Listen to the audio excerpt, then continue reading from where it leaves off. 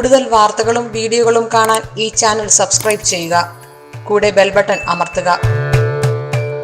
മകേര നക്ഷത്രക്കാർക്ക് ഏത് ദശയിലാണ് നല്ല കാലം വരുന്നത്? മകേര നക്ഷത്രക്കാരുടെ ദശാകാലം ഏത്?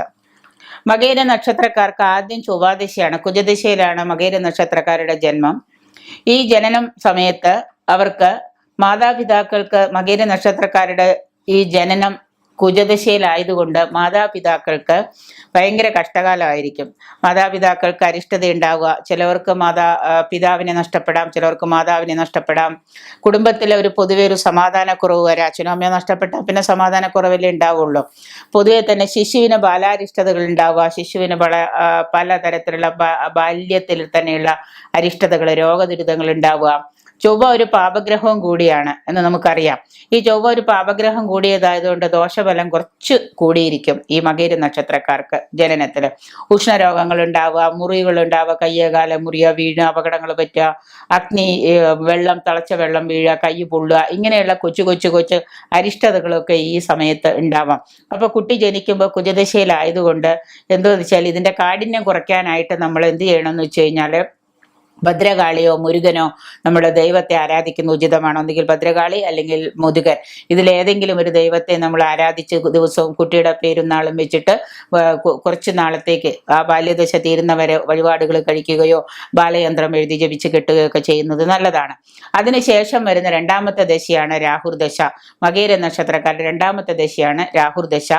ഈ രാഹുർദശയെ നമ്മൾ ഇതിന്റെ ശരിക്കും പറഞ്ഞാൽ ഈ രാഹുർദശ ചില നക്ഷത്രക്കാർക്ക് സമ്പന്ന ദശയായിട്ടൊക്കെ കണക്കാക്കുന്നുണ്ട്. ഇക്കാലത്ത് വ്യക്തിക്കും കുടുംബത്തിനും ധനം വന്നു ചേരുക, നല്ല കാലങ്ങൾ. ആയില്യ നക്ഷത്രത്തിന് അതുപോലെയാണല്ലോ, അതുപോലെ തന്നെയാണ് മകീരത്തിനും.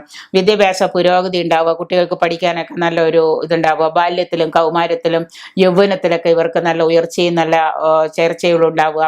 രാഹുദശയിൽ പൊതുവായിട്ടുള്ള പല കാര്യങ്ങളും ഇവർക്ക് ചെയ്യാനുള്ള ഒരു ടെൻഡൻസി, നല്ല കാര്യങ്ങളൊക്കെ ഇവർ ചെയ്യുക. ഇവരുടെ യൗവനവും കൗമാരവും ഒക്കെ വളരെ നല്ല രീതിയിൽ കടന്നു പോകും.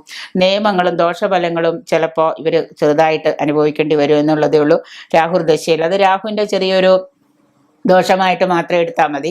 ഈ ഗ്രഹനിലയിൽ 8ഉം 12ഉം തുടങ്ങിയ വരിഷ്ഠ ഭാവങ്ങൾ സൂര്യനും ശനിയൊക്കെ നിന്നാൽ മാത്രമേ ഈ പറയുന്ന പാപത്തിന്റെ അനുഭവിക്കേണ്ടതായിട്ട് വരുന്നുള്ളൂ. ഇനി മൂന്നാം ദശയായിട്ട് മകേര നക്ഷത്രത്തിന് വരുന്നതാണ് വ്യാഴത്തിന്റെ ദശ. രാഹു കഴിഞ്ഞ പിന്നെ വ്യാഴമാണ്, വ്യാഴത്തിന്റെ ദശയാണ്. ഈ വ്യാഴത്തിനെ നമ്മൾ യൗവനകാലത്താണ്, ഏതാണ്ട് മകേര നക്ഷത്രക്കാർക്ക് യൗവനകാലത്തിലാണ് ഈ വ്യാഴദശ വരിക. അതിനെ സ്വാധീനം ചെലുത്തുന്നതും വ്യാഴം തന്നെയാണ്. അപ്പോൾ ഈ യൗവനകാലത്ത് വ്യാഴം സ്വാധീനം ചെലുത്തുമ്പോൾ ഗുണദോഷ സമ്മിശ്രമായിരിക്കും ഈ വ്യാഴദശാകാലം.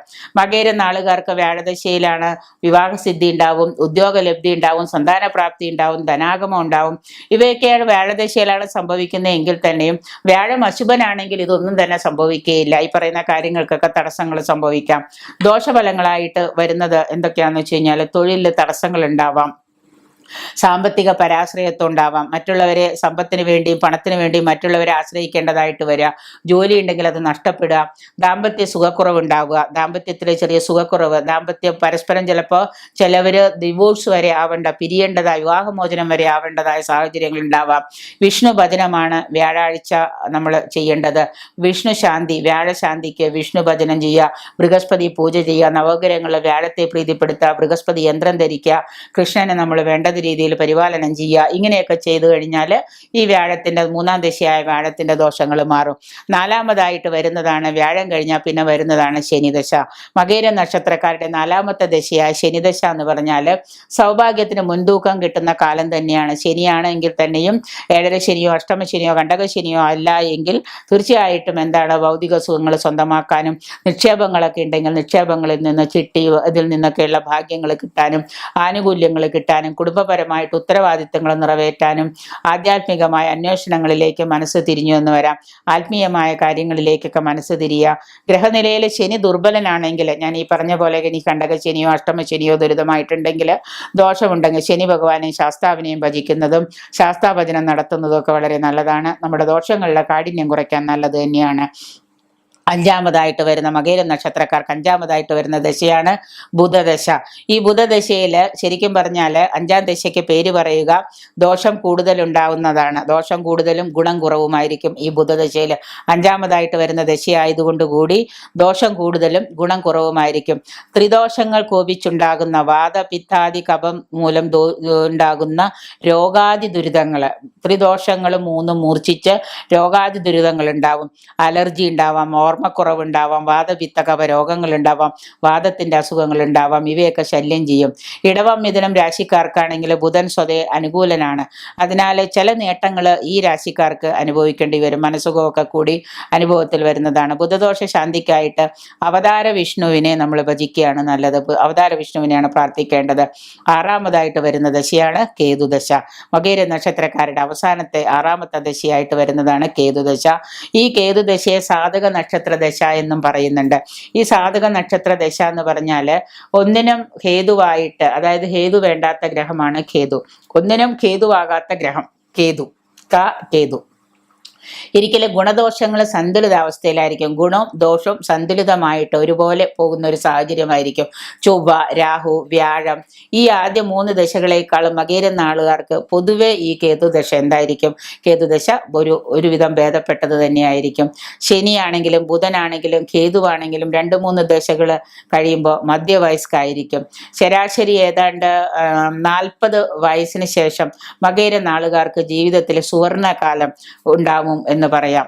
സുവർണകാലമാണ് എന്ന് തന്നെ പറയാം. ഓർമ്മക്കുറവ്, വീഴ്ച, വ്യക്തമായ കാരണം കണ്ടെത്താനാവാത്ത അസുഖങ്ങൾ മുതലായവ കേതുദശയിലെ ചില ദോഷവശങ്ങളാണ്. അപ്പൊ കേതുവിന് പരിഹാരം ചെയ്തു കഴിഞ്ഞാൽ നമ്മളുടെ ഈ രോഗാതി ദുരിതത്തിനൊക്കെ നമുക്ക് ശമനം കിട്ടുന്നതാണ്. ഏഴാമതായിട്ട് ശുക്രദശ വരുന്നുണ്ട്. ഈ ഏഴാമതായിട്ട് വരുന്ന ശുക്രദശ എന്ന് പറയുമ്പോൾ ഏതാണ്ട് മിശ്ര ഫലമാണ് ഈ ശുക്രദശയിൽ കിട്ടുക. ശുക്രനാണ് ഉദിച്ചു നിൽക്കുന്നു എന്ന് വിചാരിക്കേണ്ട, ആരും മിശ്രഫലമാണ് കിട്ടുക. പലതരം അപ്പോഴേക്കും വാർദ്ധക്യം ഏതാണ്ട് കൂടിയിട്ടുണ്ടാവാം, രോഗാരിഷ്ടത ഉണ്ടാവാം. അതുമൂലം മരണാദി ദുഃഖങ്ങൾ അനുഭവിക്കേണ്ടി വരാം. സഹധർമ്മിണി, മകള് ഇവരൊക്കെ ചിലപ്പോൾ നമ്മളെ വിട്ടുപോകേണ്ട സാഹചര്യങ്ങൾ വരാം. കുടുംബത്തിൽ പല വിഷമതകൾ അനുഭവിക്കേണ്ടതായിട്ട് വരാം. ക്രയവിക്രയാദികളിലൊക്കെ നമുക്ക് ചിലപ്പോൾ നഷ്ടങ്ങൾ, ഭൂമിയൊക്കെ ചിലപ്പോൾ വിറ്റ ഒന്നും കിട്ടാതിരിക്കാം. കൊടുക്കൽ വാങ്ങലുകളിലൊക്കെ നഷ്ടം സംഭവിക്കാം. വില പിടിച്ച വസ്തുക്കളൊക്കെ കളവ് പോവുക, ആരെങ്കിലും കട്ടുകൊണ്ട് പോവുകയൊക്കെ സംഭവിക്കാം. ഇങ്ങനെ ശുക്രദശയിലെ ചില അശുഭ ഫലങ്ങളൊക്കെ നമ്മൾ അനുഭവിക്കേണ്ടതായിട്ട് വരും. മകേര നാളുകാർക്ക് പിന്നെ 8ാമത് വരുന്ന ദശ ആദിത്യ ദശയാണല്ലോ. ശുക്രൻ കഴിഞ്ഞാൽ പിന്നെ ആദിത്യനാണല്ലോ. ആദിത്യ ദശ കഴിഞ്ഞാൽ പിന്നെ 9ാമത് ചന്ദ്രദശയാണ്. അതുവരെ ഒന്നും ആരും ഇരിക്കുമൊന്നുമില്ല. 8ാമത്തെ ദശ വരെ തന്നെ വളരെ കുറവാണ് ആയുസ് ഇപ്പം എല്ലാവർക്കും. അപ്പൊ അതുകൊണ്ട് തന്നെ ഇവ ഗുണകരമായിരിക്കുമെന്ന് നിയമമെങ്കിലും പ്രായത്തിന്റെ പരിഗണനയും കൂടെ നമ്മൾ ഇതിൽ നോക്കേണ്ടതാണ്. ആദ്യത്തെ ദശയും ചന്ദ്രദശയൊക്കെ പ്രായത്തിന്റെ പരിഗണന അനുസരിച്ച് ഗുണകരമാവാൻ സാധ്യത കുറവാണ്. കാരണം ആള് ജീവിച്ചിരിക്കുന്നുണ്ടെങ്കിലേ നമുക്ക് ഗുണകരമാവൂ എന്ന് പറയാൻ പറ്റുള്ളൂ. അതുകൊണ്ട് തന്നെ ദശാഫലങ്ങൾ അനുകൂലമാവുന്നതിന്, ഗോചര ഫലവും അനുകൂല ഫലവും ഒക്കെ നമുക്ക് ലഭിക്കുന്നതിനും 7ര ശനി, കണ്ടകശനി, അഷ്ടമശനി, ഇങ്ങനെയുള്ള അഷ്ടമ വ്യാഴം തുടങ്ങിയ ഗോചര ദോഷങ്ങളുള്ളപ്പോൾ എത്ര നല്ല ദശയാണെന്ന് പറഞ്ഞാലും ദശയുടെ ദോഷം കുറഞ്ഞു പോകും. അപ്പൊ ആ സമയത്ത് ഈ ദോഷങ്ങളൊക്കെ ഉണ്ടെങ്കിൽ അതിനെ കണ്ടുപിടിച്ച് പരിഹാരങ്ങൾ ചെയ്തിട്ട് വേണം നമ്മൾ അത് പരിഹരിക്കാൻ.